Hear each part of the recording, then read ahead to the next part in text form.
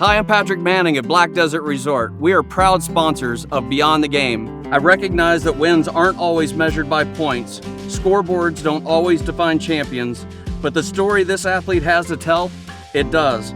This is why Black Desert Golf Course is proud to sponsor Beyond the Game to share this inspiring story with you. Please enjoy.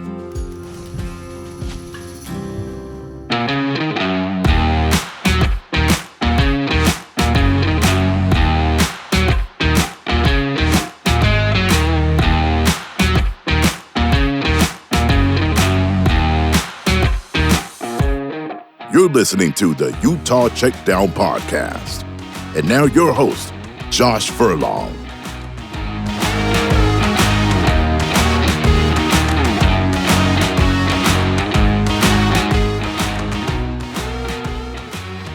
Welcome back to another edition of the Utah Checkdown Podcast. I am Josh Furlong. As always, I am happy to be back. It's great to be able to be talking football. And we are 8 days, if you're listening to this on Wednesday, 8 days away from kickoff. So next week, this is going to be a podcast that talks about football playing in that week. You'll get to see Utah playing against Southern Utah. So it'll be an in-state game. Excited for that. I think there's a lot of intrigue, even just for this game. Most FCS games aren't, but I think there's some intrigue, and we can talk about that in a minute. But before we do that, let's start off talking about our partners, Black Desert, who are helping with the KSL.com Beyond the Game video series. The videos highlight various athletes and give an inside look into their life. Recently, we talked with former Utah offensive lineman Garrett Bowles about how a second chance at life allowed him to pay it forward to troubled youth. You can check out that video and many others on KSL.com. Black Desert is a new resort destination in St. George that features a championship Tom Weiskopf 19-hole golf course that combines a private club feel with destination resort golf amid lava fields and 360-degree vistas. Black Desert is changing entertainment in southern Utah, and they're just beginning. Black Desert, where remarkable is within reach, home of the Black Desert Championship PGA Tour. All right, that PGA Tour will actually be pretty fun. I'm excited to see how that comes to fruition here in Utah and all that takes place there. So that'll be fun. But this is a football podcast. We're talking football right now.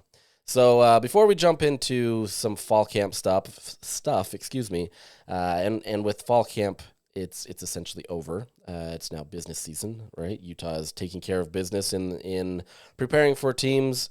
And so we'll talk about some of that stuff. But first, I want to kind of update on a few little things that have happened since last week. First off, today, the Senior Bowl watch list was released, and normally this isn't a huge thing. This is more just a projection of talent in terms of going to the next level, right? So this is usually the Senior Bowl, who is considered one of the top kind of destinations for a lot of these athletes that are going to be more high draft picks or guys that are projected to do well in the NFL.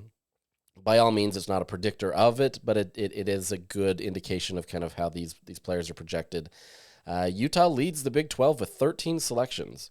That's pretty remarkable for Utah. That shows how much talent or potential NFL talent this team can have. And so you're seeing why maybe Utah's the favorite in the Big 12, right? They've got a lot of veteran talent. They've got a lot of guys that are projected to take it to the next level and move forward there.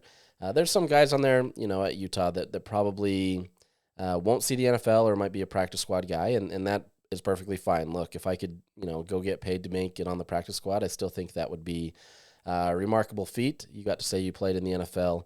It's a great opportunity. So there's nothing to knock there. It's a great opportunity. And like I said, Utah leads the Big 12 with that. Out of those 16 teams, Arizona, Colorado, and UCF, they each had 11 selections. ASU and Kansas had 10, and then Texas Tech at 9. There's a whole bunch after that, obviously, with those teams. Kansas State and Oklahoma State at 6 apiece. A little surprising. They're kind of younger in some respects, even though Oklahoma State has a veteran unit, especially on the offensive line, that is considered one of the best in the league. They're coming back. So just an interesting situation there. This is, once again, this has no indication on how the talent will work on the field for the college football season, but at least it's just a predictor of kind of how talent evaluators are looking at these teams and kind of what's going on there. So I don't want to get too far in the weeds with that. That's all it is. Just kind of update you on that. But it is still an interesting feat for Utah to be able to have that. If I if I remember right, I think looking at it, Ole Miss has the most selections in all the country, and I think they have 21. But that shows kind of how good this Ole Miss team could be, and to have that many in the SEC kind of shows where they're at. So just kind of some fun stuff. Also, with that recruiting update, we don't generally do a ton of recruiting on this podcast, but we get into it occasionally. Last week, you had Yosei Epinesa. He's a defensive lineman. He was that 5-star defensive lineman that had Utah as one of his top 5. He ended up staying home and picking Iowa. It's a family school. It's a big school for them, and so that was always going to be a tough sell for Utah to try to get him away. But Utah made some inroads and absolutely was in contention. Depending on who you talk to, it sounded like it was down to Iowa and Utah. There was a really strong connection here for Epinesa. So, good battle. The fact that Utah is able to bring in a 5-star kid and be able to battle for him down to the end says good things about what this coaching staff has been able to do in the recruiting front. So, hopefully for Utah's sake, they want to be able to have more of that. And I think, if you can continue to win, you get some of those battles and maybe some of them flip your way. I think if many of you remember, you watch some of these hat shows, right, where these kids are declaring their things and, they'll pretend to take the Utah hat and fake them out and then go choose like a USC or Georgia or Ohio State. That's starting to flip a little bit for Utah. You're starting to get some of those fake outs with another school and then putting on a Utah hat, and so it's taking some time. But Kyle Whittingham has always said, recruiting is the lifeblood. He's going to continue to do that. Now you mix in the transfer portal. There's some of that stuff. But another 5-star player that Utah is heavily after and one that they are going probably the hardest out of anybody is Jerome Miles. He put Utah in his top 5 recently, announced a October 30th commitment date. His top 5 include Ohio State, Georgia, Texas A&M, and USC. Obviously big names to be a part of. My understanding is that he will try to do an official visit to Ohio State this year, probably, I would assume before that October 30th date.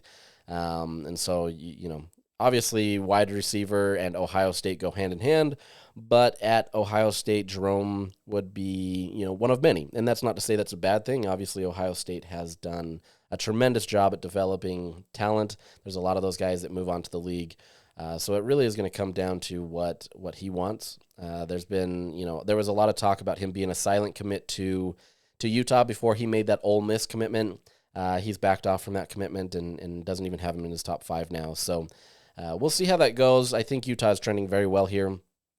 He's not necessarily shy about talking about these things. I mean, he talked about how he wants Utah to really spread the ball around and show that they can be a passing team for him to want to commit there. So I think if Utah can do what many expect them to do, where the passing game becomes much more prevalent in the game, this becomes a much, I don't want to call it easy, right? But I think it becomes an easier situation for Jerome Miles to want to commit to Utah. So we'll keep up on that, but I wanted to update on that. There are a few crystal balls and projections from 24/7 Sports and On3. You've got Greg Biggins and Steve Wiltfong, both guys on different respective brands that have projected him coming to Utah. But there's still, almost 2 months till this date. So, there is 2 months to this date. So there's still some time. And, if he takes that Ohio State visit, anything can change. But what I've heard is that he is, trending very well toward Utah. So it's not something that's a done deal. I can't imagine, but it's something that Utah is going to be heavily working and recruiting on. And if he were to sign with Utah, that would be Utah's highest rated recruit. It would be their first 5-star players. So that bodes well. Miles is one of the top receivers in all of the country. If I remember right, he's like 5th or 6th, top 30 player overall. This is a kid that, would absolutely boost Utah's recruiting rankings as well as everything else related to that. So an interesting situation there. And then recently, looking at 2026, so a year out, 3-star QB Brady Palmer, he's out in San Diego. He recently got some love and some crystal balls heading toward his way as well. My understanding is he will take a visit to Utah this year. He's got a lot to still come out there and show, and there's a lot of great offers out there. Auburn, Ohio State, TCU, USC is just some of them that he's got that he's interested in. But So far, it seems like Utah is well on their way to trying to find their next quarterback, and that's become a priority for Utah to get those quarterbacks early in the recruiting classes and then kind of fill out the class after that. I feel like once they get that recruiting class done or the QB commit done, then Utah feels comfortable kind of doing whatever they can to round out that class. For example, the 2025 class, Wyatt Becker, they signed him or committed to him. He committed to Utah pretty early. It was last year actually, and so he's remained committed and has stayed true to that and is expected to enroll at Utah next year. So Utah is continually doing what they can there and will continue to round out that. So that's it for recruiting, but just wanted to update on that. Those are obviously some big names to kind of focus on and something to pay attention to. But we have football coming, and that's the name of the game. Utah has wrapped up fall camp, and by wrapping up fall camp, it's more they're done looking for those position battles for the most part. They're done, installing offense, installing defense, looking at the different things. There's a lot of that stuff that will continue throughout the season, right? Like there's still some things that you're going to fix and things that you may not perform well in the game, and they've got to do. That's what practice is for, right? But now it's shifting completely to in-season mode. They're now focusing on opponents. They're going to be scouting, SUU. I'd have to imagine they're scouting Baylor and some of these other schools right now and making sure that they're all ready for that. I may have previously mentioned this, that, this is the first year where, Andy Ludwig had said they came in February and looked at Big 12 teams and scouted them and really kind of tried to do a dive on who they are, what their defenses are, what their offenses are, so they don't get surprised. And then in June came back and did an even deeper dive to kind of give themselves a better understanding of it.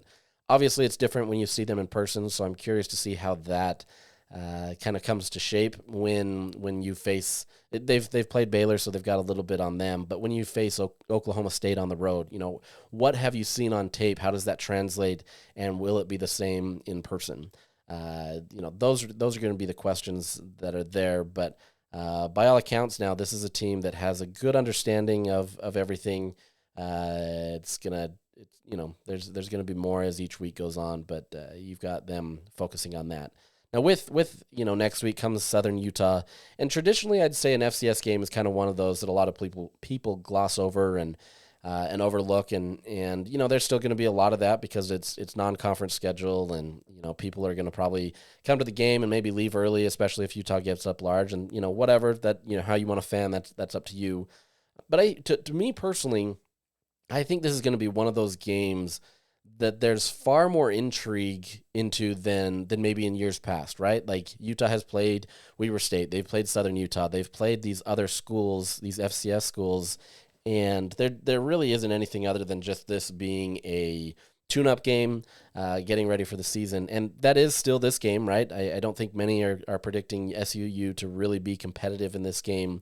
They expect Utah to be pretty vanilla in what they're doing, not throwing out anything too crazy. You don't want to give everything up, but to me, this is the time where you get to see Cam Rising back, right? You saw him in spring, and that's great, and it's a glorified scrimmage, but you now get an opportunity to see him back on the field. You want to see him and how he performs. You want to see him get out of that game early so that, Isaac Wilson is in there. Maybe some other quarterbacks get in there. You want to see those 2-3 depth guys coming in there and having some more playing time, especially in that second half. So that's the natural thing, but you've got so many players that are coming back from injury that bring intrigue that I think that gets fans excited. I think you're also adding so many different players from the transfer portal, a Dorian Singer, Damian Alford. You also get Caleb Lohner from the transfer portal, who was completely different sport. What does he look like? I think there's just so much intrigue into this game that it makes it maybe even more exciting than maybe years past when you're playing an FCS opponent. Now, I'm undoubtedly Utah's going to go 3-0 on one series, and fans are going to be frustrated and say, "I thought this offense was going to be good." I'm expecting it, right?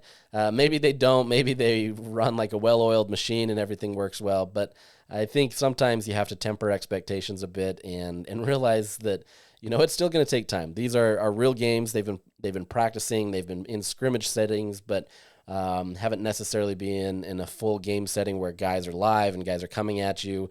Cam Rising, does he take a hit in this game? How does he respond? Brant Keithy, same matter. There's a lot of these different things where you want this game. It's different than Florida, obviously, where you're not ramping up to this huge high-level opponent that's going to be incredibly physical, that's going to take a lot of your effort and energy to be able to get out of it. You're now focusing on an opponent that, by all accounts, you should be able to handle fairly easily. How that game shakes out will be interesting, but I'm excited for it, right? I always love the beginning of college football season. I think there's something, I don't want to call it magical, but as it's like a kid on Christmas, right? Like, you're excited to be able to have that. It brings the sport back, whether you're a fan of the Utes or not. I think football is back, and if you're excited for football, that's just an exciting time. So I think there's a lot of intrigue, and we'll talk a little bit more about Southern Utah and hopefully bring in some guests. I was hoping to have a guest this week, but it hasn't worked out yet. To be able to talk about Utah as well as to preview the season and kind of what's going on. So that's where we're at. But let's recap a little bit of fall camp. Last week, we finally got to talk again to the coaches, the assistant coaches, the position coaches, and kind of get their take on their players. We talked to them at the beginning of fall camp to be able to get an understanding of what they're looking for as they're going into fall camp. Now we got to look at what transpired, right? How did those two scrimmages go? How did their players look? What are the position battles looking like? So we'll try to break down some of that. We're not going to go over every single position because there's just too much, and that would take forever. But by and large, this is a team that feels very comfortable with where they're at. I don't want to get, I don't want to speak for Utah, but I also don't want to say that, this is a team that they feel really confident. I'll say that. Like, this seems to be one of the most confident teams. They feel like they know what they can do on offense. They feel like they know what they can do on defense. They have tremendous talent in pretty much every single position. There's depth. There's a lot of talent out there. It's just a matter of, can it produce on the field, right? You've got so many guys out there that can do it, and you can project them and say, oh, you're this. Oh, you have 13 players on the Senior Bowl watch list. That's great. Now go do it on the field. And you're getting that message from the coaches, right? You're getting them saying, I want to see it on tape. And there's a lot of guys that have proven that. But there's still a lot of that. You're going to see a lot of that in the secondary of guys moving around and shifting a little bit and needing to be a little bit more experienced to be able to get full trust in the coaching staff. So, but let's start with Andy Ludwig. Ludwig said that he is very confident in the trajectory of this offense. He's very similar to Kyle Whittingham in that he doesn't like to give early praise unless he feels like it's merited.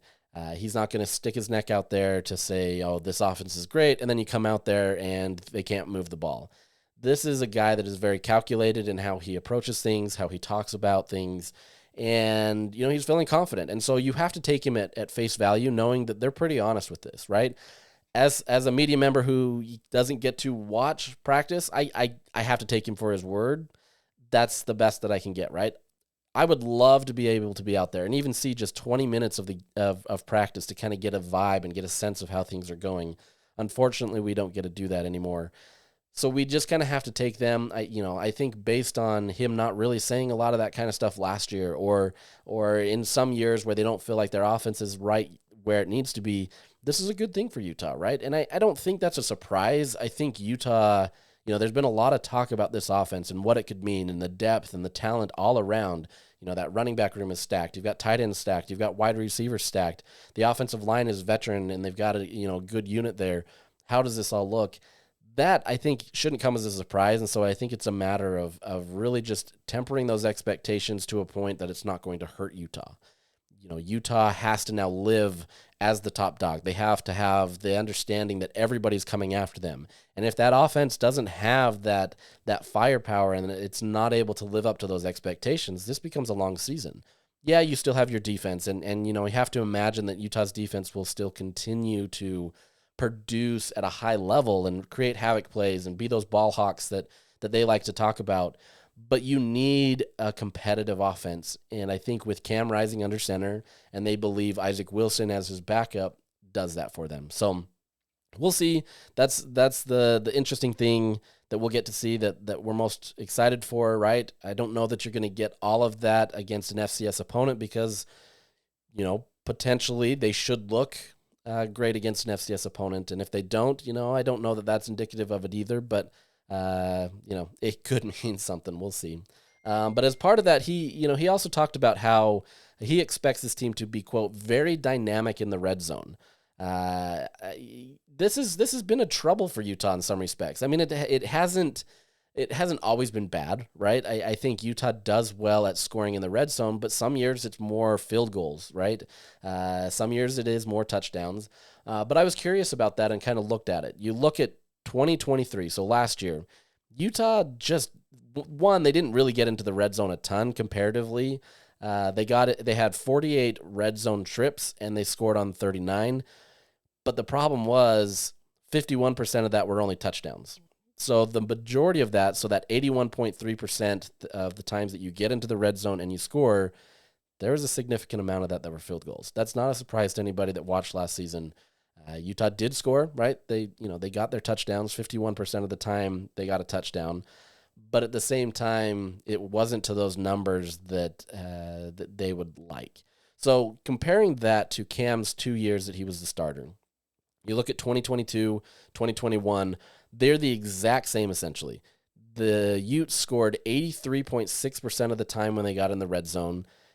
Ironically enough, both seasons, they got into the red zone 73 times. And of those 73 times, they scored exactly 61 times both seasons. I had to look this up twice to make sure that I wasn't just like looking at the same year and putting those same numbers. They did the exact same amount. The slightest difference was in 2022, Utah scored 1%. Well, actually, it's 1.5% more touchdowns than they did field goals. So, this is an offense that can do a lot. It's still not perfect. I think Utah would love to be able to have that a little higher. You want to be able to get closer to that 90 range where every time you get into the red zone, you're scoring. If that's where they're at, I mean, this is a team that's going to be offensively top 5 probably in terms of red zone offense. So if you can get to that level, that does a lot for Utah. Some other seasons, 2019 obviously was a good year for Utah. They were talked about going to the playoffs.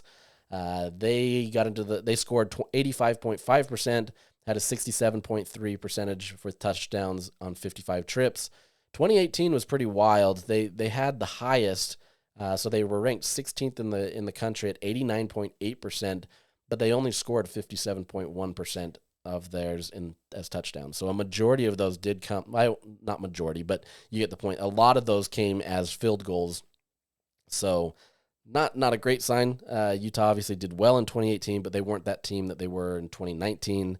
And it's only continued to grow in 21 and 22. 23 is kind of that anomaly where things didn't really work well for Utah. So if he feels like they're dynamic in the red zone, that bodes well for Utah. I think you've got a lot of talent there where you have 9,000, players that you can throw the ball to, and many of them are much bigger, taller, stronger, more physical than what Utah's had in years past. So if they can scheme it up in a way that they can kind of utilize that talent, you have to believe that Utah can be dynamic in the red zone.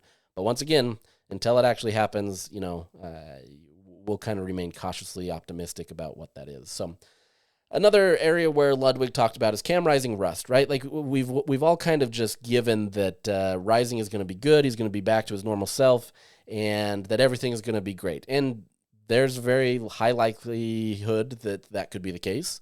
But even Rising talked about he's needing to shake off the rust, right? He hasn't been in a full setting where he is the number one guy. He's taking those number one reps, and he is going through the game in a game-like setting. Yeah, he hasn't been tackled yet, and they're not going to do that in practice. So he has to kind of learn all those things, and there comes some rust with that. At least that's what he said, right? So I asked Andy Ludwig about that, and I really loved his response. So I'm just gonna play that for you, and we'll kind of go from there.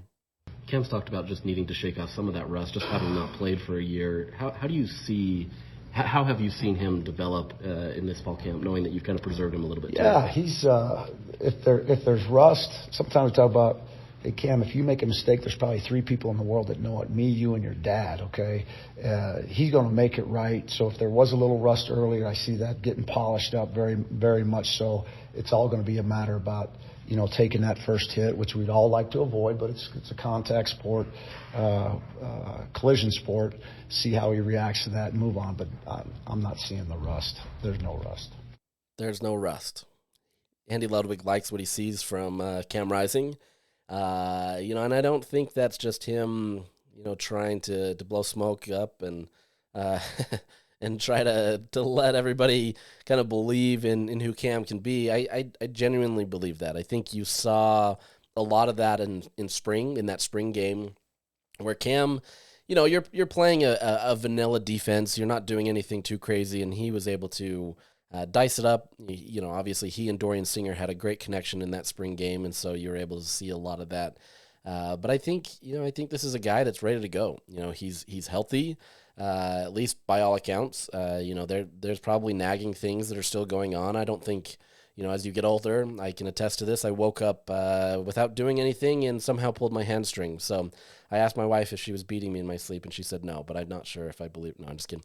But I think you just get old and things happen, right? So that's not an indication of Cam being an old player. I know I'm tired of that kind of that stuff, but it's just the nature of getting older. Maybe things aren't always perfect. So, like I said, though, by all accounts, you have to assume that Rising is fully healthy. They feel confident in who he is, what he's got. The way that he's able to diagnose the defenses and really just understand what they're doing.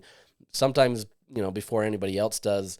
He's really good at being able to do that, and we're going to see what happens. So with that, I kind of wanted to look at some realistic expectations for Rising. His last year, playing in 2020, he threw for just over 3,000 yards, 3,034 yards. He had 26 touchdowns, 8 interceptions, had a 64%, 65% completion rate almost. He was passing for about 233 yards per game. That's honestly the most in a long time for many quarterbacks at Utah. Those are great numbers, but can he do more, right? I was kind of curious to see Utah's numbers on this. 2021, he threw for 2,500 yards, but obviously didn't start the entire season. 20 touchdowns, 5 interceptions, 64% completion percentage. But Rising is already near the top of all these statistical categories in terms of what he's able to do. Huntley, he was the last one to throw over 3,000 yards. It was 3,092 yards in 2019. You had Jordan Wynn. The most he did was 2,300. You had some other players. Sorry, I'm blanking on some of the others. There just really hasn't been a ton over time that have really gotten to that mark. And so in my head, is 3,500 passing yards a high expectation for Cam? Is it too low of an expectation?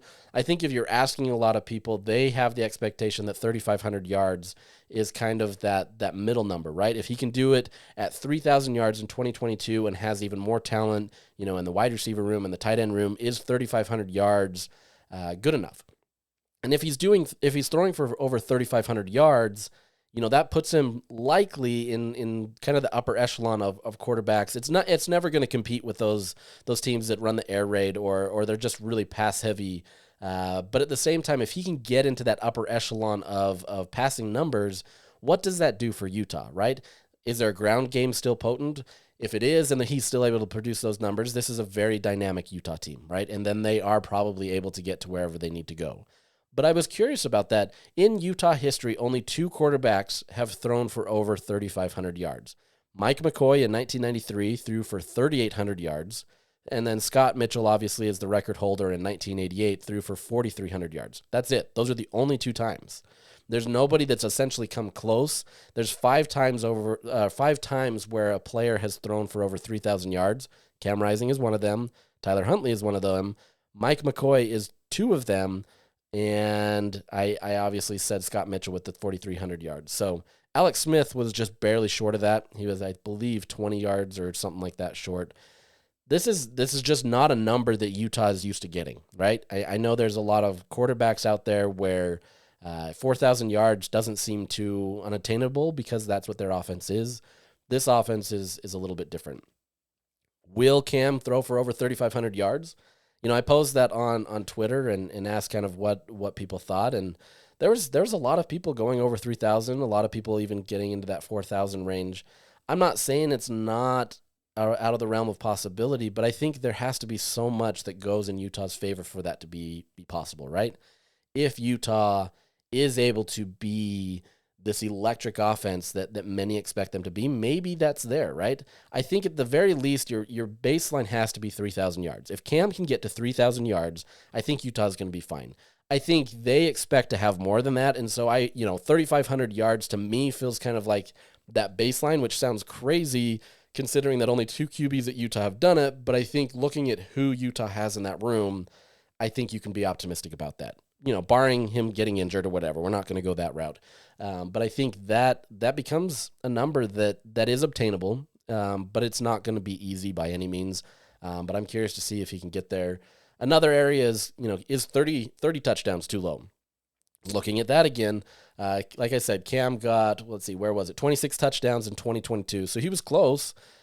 30 touchdowns, only 2 quarterbacks, once again, in history have gotten over 30 touchdowns. And that was Scott Mitchell in 1989 with 31, and Alex Smith in 2004 with 32 touchdowns. Smith holds the record for that, in case you forgot.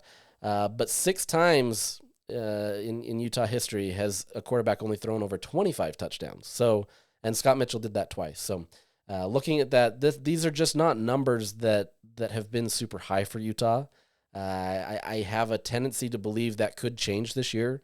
If Cam can get 26 touchdowns in 2022, there's a good likelihood that he could get to 30 this year. I don't know. These are some numbers that I'm just kind of throwing out there. I don't know that I have an opinion on it. I think it's going to be tough, but I don't think they're out of a goals standpoint, right? Like it's a reaching goal and something you want to get there. On the same side, this isn't Cam specific, but it is. Will there be a 1,000-yard receiver in Utah? I know this is the thing that Utah fans want so badly. Like this is something that they've desperately wanted to have a 1,000-yard receiver. And I get it. There's programs out there that seemingly churn out 1,000-yard receivers every single year. It's not a problem for them. But at Utah, if you can get a 1,000-yard receiver, that feels like a much bigger accomplishment than anything else, right? Utah can get a 1,000-yard rusher pretty easily, but getting that 1,000-yard receiver has been pretty tough. Only 7 receivers in Utah history have done it. The last was Drez Anderson in 2013, 1,002. He beat it by 2 yards. Still good enough, right? But even then, the highest is David Reed in 2009 at almost 1,200 yards, 1,188. He was the highest. Darren Carrington, everybody thought he was going to be that guy, right? And he, by all accounts, he should have. I think there was a lot of things that they probably could have done to get him there, but he finished with 980. This has not been an easy situation. But do you have somebody like a Dorian Singer? Is it somebody like Brant Keithy? Is it somebody else that maybe we're not even talking about right now? Maybe a Damian Alford or a Money Parks or somebody else that can be that 1,000-yard receiver? To me, I think because there's so much talent on the field, I don't know that Utah's going to get that 1,000-yard receiver. But if there is a 1,000-yard receiver, it has to be probably Dorian Singer. To me, he feels kind of like that electric guy where he's just going to do everything for Utah. As long as he's open, and they're going to have to worry, teams are going to have to worry about those underneath routes with the tight ends and, a bigger body guy like a Damian Alford or some of these other guys. That potentially becomes a great opportunity for Dorian to kind of make his hay and kind of do what he needs to. So those are some interesting numbers related to Cam. I don't know, if those are obtainable, but I think those are kind of some that I'm going to be watching for this season, right? Can you get to 3,500 passing yards? Can you get 30 touchdowns? Will Utah have a 1,000-yard receiver? If Utah can get all 3 of those, yeah, I have to imagine that Utah's in that Big 12 championship. Everything's going well for them, and things are kind of humming along in a way that works for Utah. So not necessarily things that Utah has to have by all means, but I think if you do approach those and you get to that area, that says a lot of what this team could be. So we'll leave it at that. We'll see how Cam looks next week. I think everybody's excited about that. They're excited to hear Bad Moon Rising playing in Rice-Eccles Stadium. I have a feeling that will be pretty electric. Because this is a Thursday night game, you'd have to imagine that fans will be in their seats early. Unlike a lot of FCS games, which happen like on a Saturday afternoon, this has potential to be able to be an electric environment. Fans really want those night games. I hear it all the time. As a media member, I like them a little earlier just to save my sleep schedule.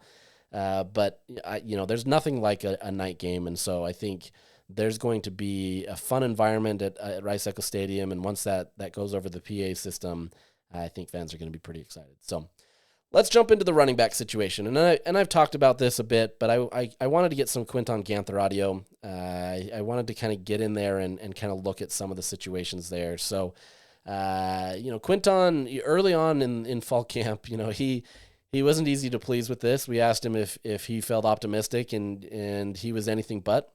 Not because he doesn't feel like there's not talent in the room, but I think he just expects a lot out of these players, and he wants them to produce at a high level, right? And so if they're not buying in his way, there's just not a lot of optimism, right? I think he wants them to buy in the way that he wants them to buy in. He wants them to produce the way that he thinks they should produce. And if they're able to do that, then there's going to be optimism.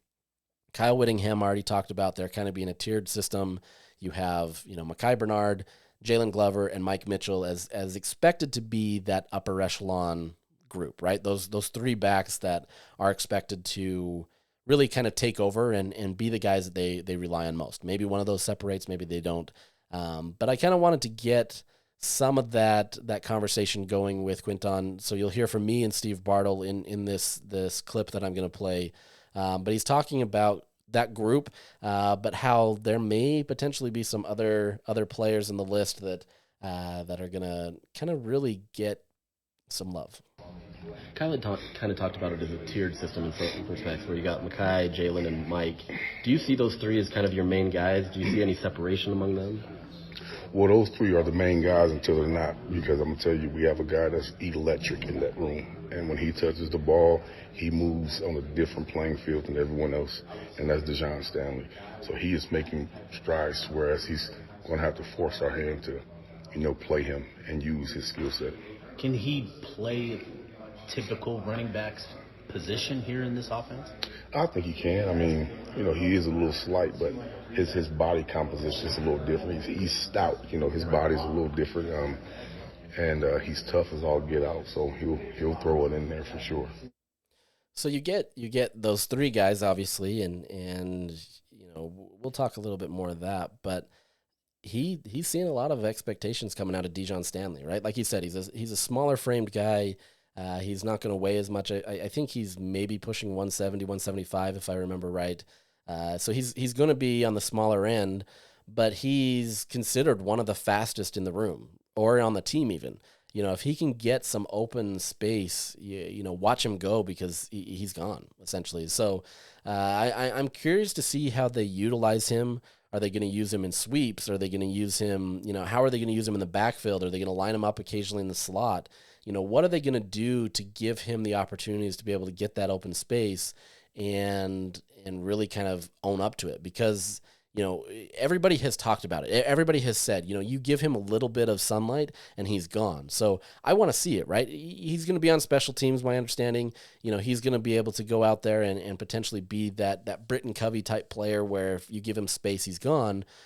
But what's that mean for this room, right? If you've got these bruising backs that are going to come in there and they have the ability to kind of be more of your every down backs, what does that mean for him? So you will get those three. You will get Dejon Stanley. I'm curious to see how they mix him in. And so that's one of the questions that I want to see. But, there's been a lot of talk about, should Utah have that every down back, that bell cow back, as everybody likes to call it, or do they like the running back by committee? I asked Quint on that, right? Like I asked, do you like that? And here's his response, because I wanted to kind of get his take on it as a running back coach, because sometimes, you've heard in the past where they say, no, I want that guy. I want that guy to be able to be, if we feed the ball to him, we do that. His take was a little bit interesting, and it's probably the most honest take that you can get in this situation.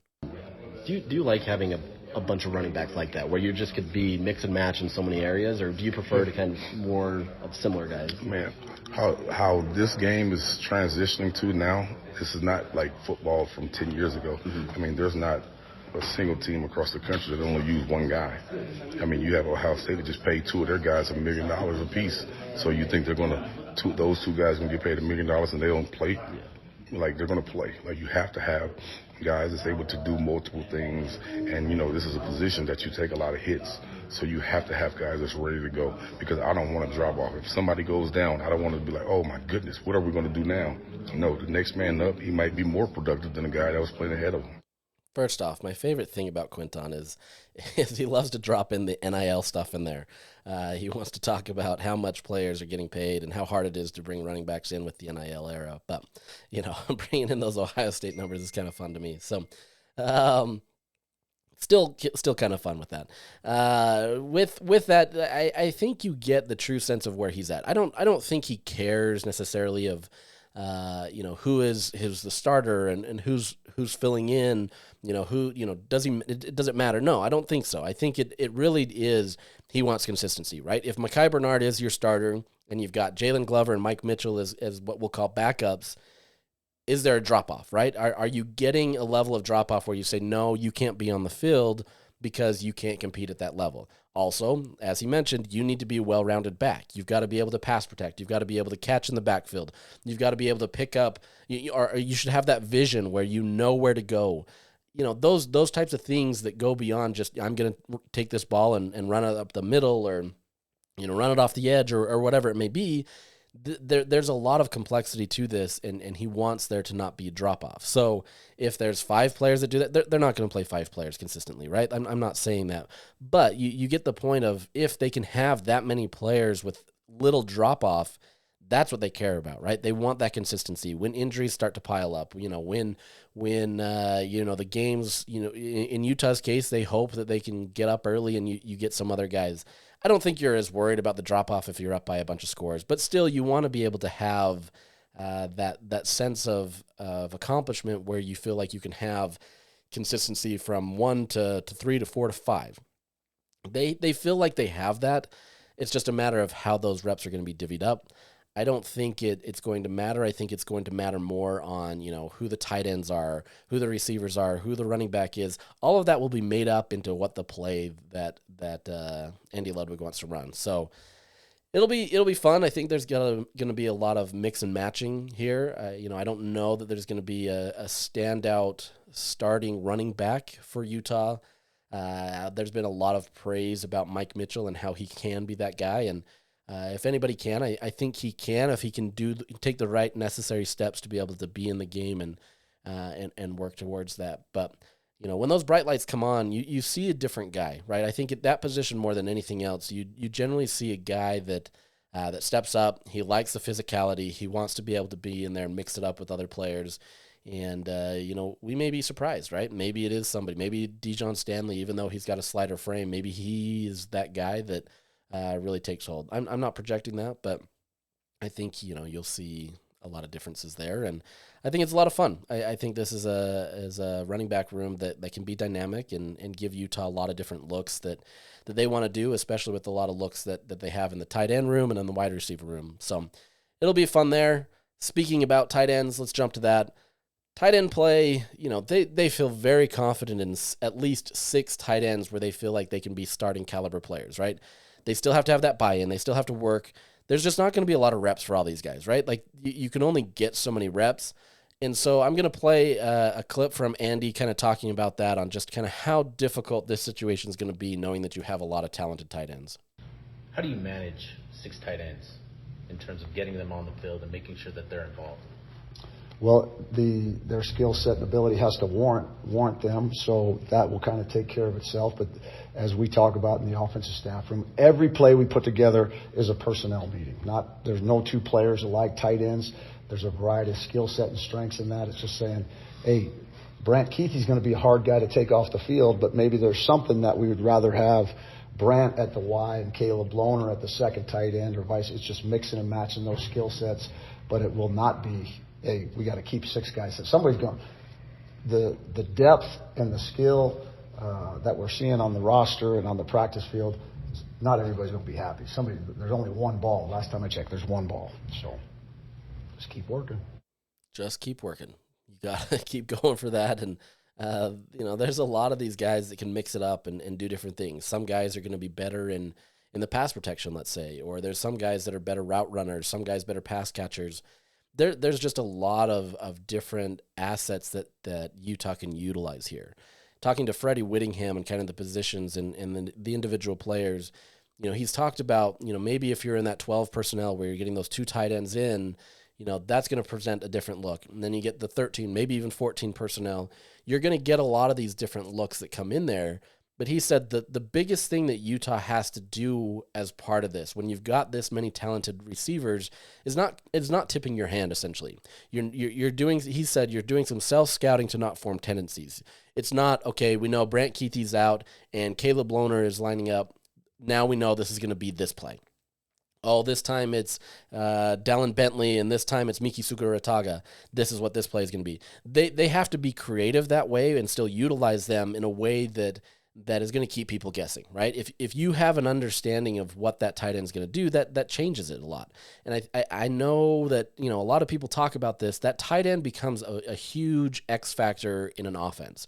You obviously have your deep threat guys. You've got guys in the slot. You've got guys maybe that catch in the backfield. Those guys, you can mix and match, and you've got the route running, and it's all about, how you run those routes and the timing, all that other stuff. And it's not to say that isn't a tight end position as well, but they just provide such a wrinkle to an offense that really changes the dynamic of that. And if you have those tendencies, especially at that position, that changes a lot for how that offense is going to look.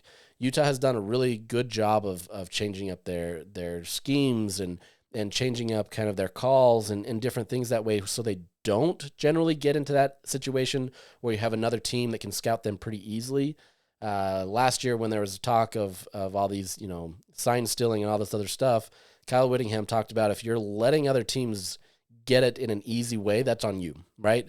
And I think that's very similar in this situation. If you're letting teams understand your tendencies, that's on you. That's not to say that there's not going to be some things there that will be, easy or hard or whatever that may be. Like it's not going to always be a one-to-one thing where that they're going to do this, but it might, right? And that might be fine with them. They might say, okay, we're okay with that because we know we can execute it well. We know we have Caleb Lohner out there who is just taller than anybody else, and none of these DBs or any of these linebackers are going to be able to stop him, right? And so maybe there is some scenarios where it is that way that it works. But, this position group of all the position groups has me really fascinated. I'm really curious to see how do they utilize them. You're obviously, like you said, going to use Brant Keithy, but because you have so much talent, maybe you can put some other guys in spots that kind of offload some of what he's got, right? It's not, we know it's going to Brant Keithy every time. It's, okay, it probably is going to go to Brant Keithy pretty regularly, but maybe there's some other guys that'll fit in there. Caleb Lohner keeps getting thrown out there as a guy that Utah has been pretty optimistic about. This is something that we're all kind of curious to see how that works, but it seems like he's making the right strides, right? I don't think he's going to go out there and have this perfect understanding of the offense and really be this huge playmaker from the beginning, but there's potential. He's working hard. He's got a physicality as well as just shiftiness as a basketball player that is kind of unmatched in a lot of ways. You don't see a lot of players that have that skill set. So for somebody with a bigger body like his, that changes. So once again, the whole tight end group as a whole, I'm really curious about. But how you mix in Caleb Lohner in there and what he's able to do is probably the most intriguing asset of that to me. So we're going to wrap up here soon, but I want to get into the defensive ends. I wrote a story about this. I posted it yesterday, talking about just how much talent Utah has in the defensive end room. They went into the transfer portal and got a ton more. It's a position group that they seemingly didn't really need to get more, and yet they did. I think there was expectations that Logan Fano probably wouldn't have been as healthy as he is. He's been able to get in there and do everything he needs to be able to get starting reps, and they'll limit him a little bit. They don't want to push him too hard, even though that he is, they say 100% healthy or close to 100%. You have at least guys behind him or in front of him that can do the job, right? So if you put in Logan, you're going to be okay. But talking to Lewis Powell, this is a position group, and you could put in the interior defensive linemen as well in this group. I didn't get a chance to talk to Luther Ellis about that, but this is two position groups to make up the entire defensive line that is incredibly deep. But this, I want you to hear what he says, because I think it's really fascinating to see how he is approaching this, knowing that you do have that much talent. So you have a pretty stacked room. I know we talked about this a lot, but how are you getting reps, and how are you feeling that comfort knowing that you've got that much talent? Man, it's good, but at the same time, it's kind of sad, because at some point we're going to have to divide the guys and say, hey, you guys are going to scout team, and you guys are going to be the tribal guys. And unfortunately, we got some guys that's going to go to scout team that probably start at any other university. We have a really good group, and the competition's still really alive right now, and I'm excited. We got the 3 veterans that's had some snaps with Connor O'Toole, and Van had almost 1,500 reps throughout his career, and you could tell he's grown up a lot this year, and he's one of our very better leaders. And the bottom tier, right? It's really good with Cash coming in. He was a huge surprise, doing really well. Kip O'Connor, John Henry Daly, all those guys, Really Taupatofua, all of them did well this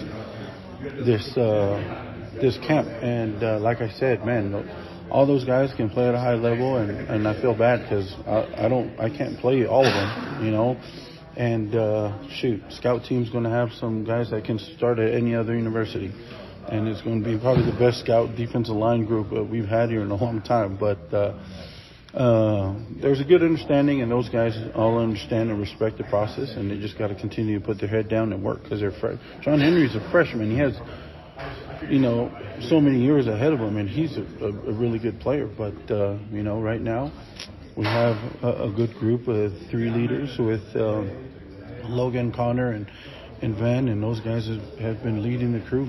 And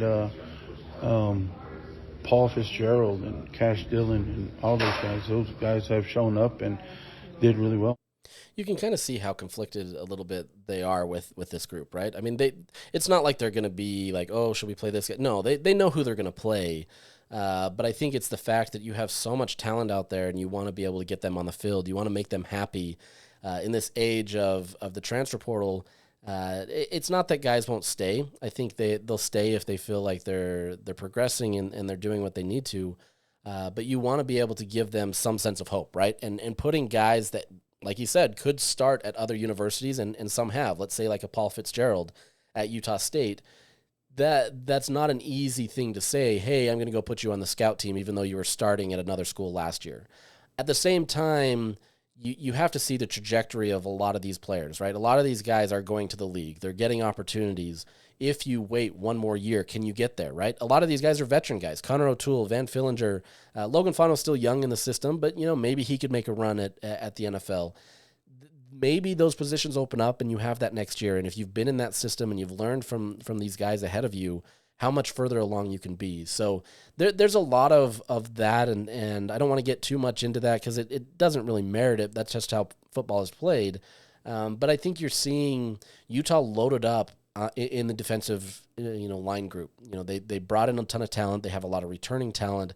And so they feel very confident with where they're at. And that bodes well for next year, right? And the years after, where Utah is going to continually churn out guys. But there may be some of these guys that are hidden, right? They might be barely on the travel squad, and they're going to come, and most of the time they're going to sit on the bench. But I think you're going to have some of these guys that like you mentioned, that are starting caliber players that are going to probably be on the scout team. So by and large, though, I think this is where Utah has to go as a program, right? Forever, Kyle Whittingham had talked about once, I said recruiting, but it's more developing that depth. The biggest issue that Utah faced early on in the Pac-12 was they had good enough talent at their frontline guys to be able to at least compete, right? That doesn't mean that they were going to be better than a lot of those teams that they were going up against, but they had talent to compete. And knowing the way that Coach Whittingham coaches, and the ways that he's been able to get the most out of players. They were able to be in these games because of kind of that quote unquote coach effect, right? That they were able to be coached to a point where they could, win one for the Gipper, so to speak.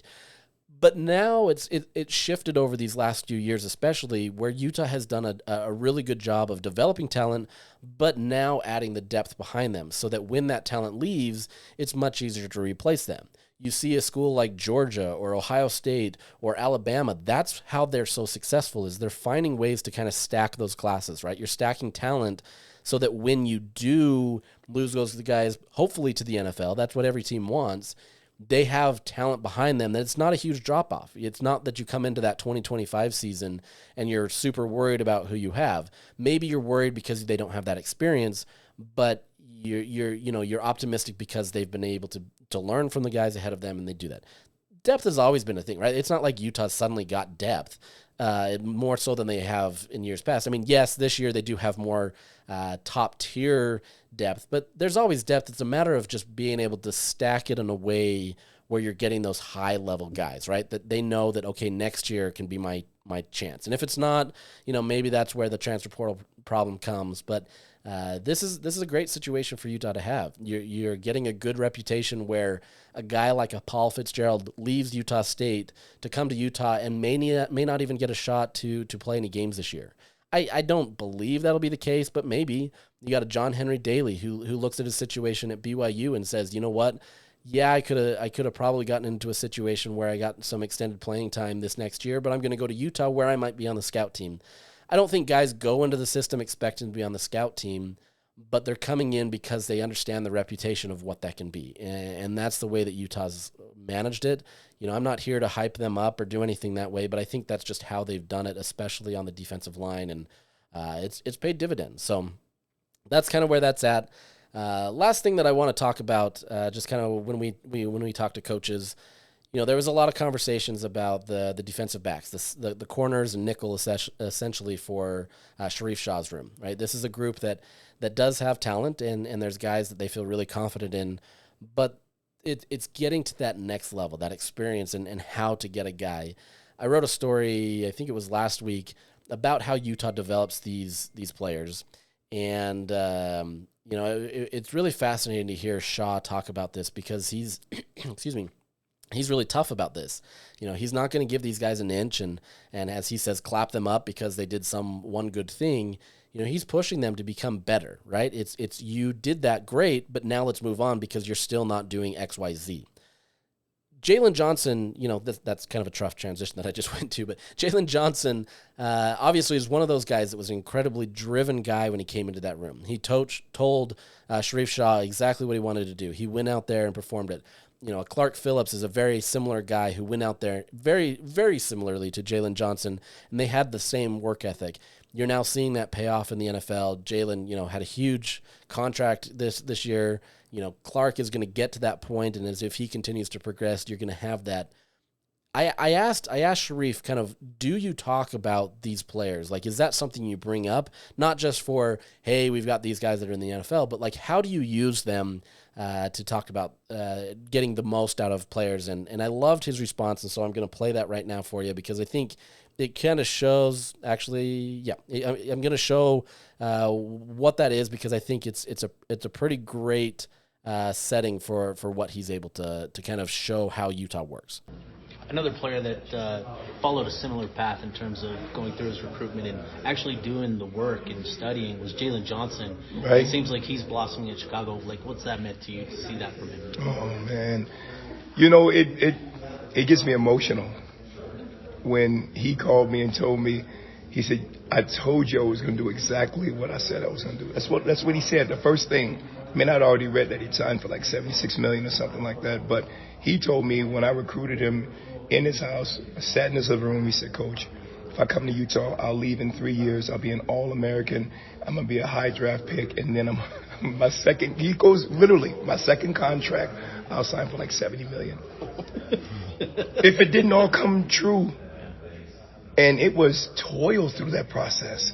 It was pain, surgeries, dealing with the ups and downs of being a freshman in a very difficult program, having to sit out a spring, I mean, it was a lot, but everything he said came to pass. And he said, Coach, thank you for loving and believing in me when I forgot to love and believe in myself. It makes you emotional. I'm so proud of that. I'm so proud of him and the man that he's become. So it warms my heart. A guy like Jalen obviously was pretty self-motivated, but how much do you rely on going back to that to teach some of these younger players and what that work ethic takes here at Utah? It is brought up every day. I tell them, they're like, Coach, I want to be like him. And all these people, they see it on the wall in the room. I'm like, really? You really want to be like him? Well, then don't leave after practice, because he stayed every single day. Every day he stayed for 3 years. And he would work with me, then work with a young player, then work by himself.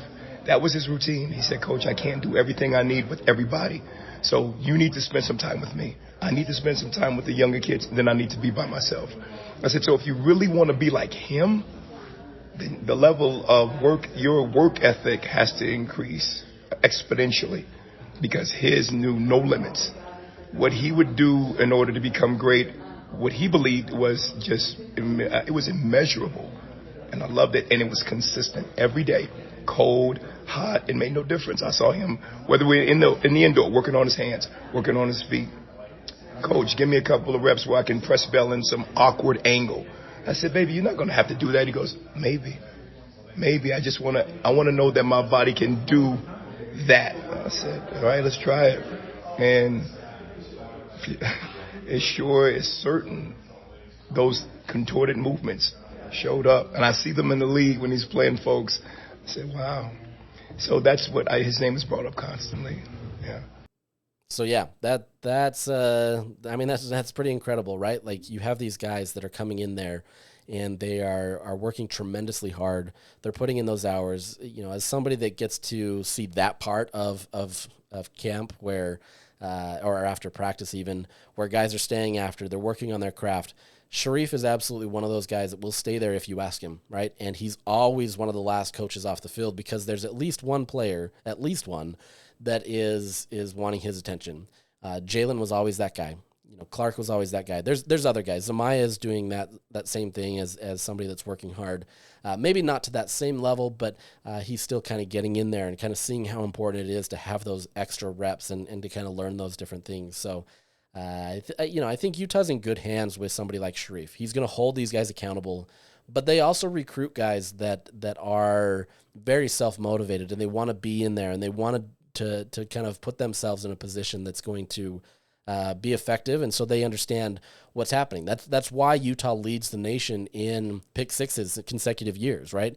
They study that film. They've put themselves in a situation to understand it, so that when you do get on the field, you're not presented with a case like, I don't know how to catch the ball this way, or I've seen the film, I know that he's going to break this way, and now I can jump ahead of the route and, you know, get the ball and go for a pick six. It's those types of things that has helped this room become so successful. Yes, it's Sharif, and 100% it's him.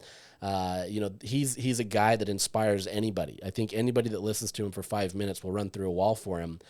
But he's now adding on top of that guys that are incredibly motivated. They're incredibly driven people that, yes, the league is where they want to be, but there's more, right? They want to be the best in their craft in college. And if you're not there, you're never going to see it in the league. So it's kind of fun. It's kind of fun to watch how that all shapes up and how it's going to be. But, yeah, it's this is where Utah's at, and I think it's going to be a fun season to watch. I think there's a lot of talent on both sides of the ball, and we're close. So we're going to wrap that up now. I've talked long enough, and if you've managed to last this long, kudos to you.